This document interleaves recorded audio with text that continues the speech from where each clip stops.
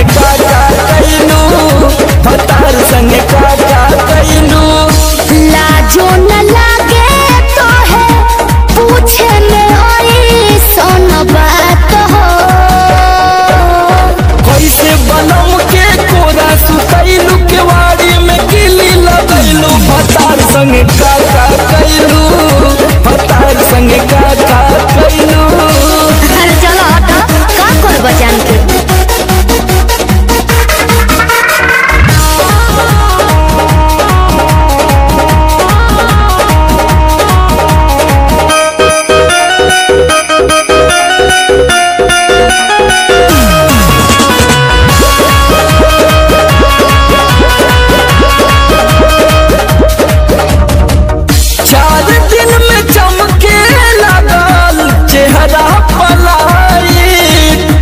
Geyser में सोया के नहैनी day night, का बुझला।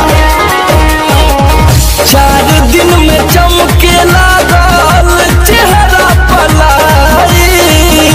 गीजर में सोया के नहैनी डे नाइट।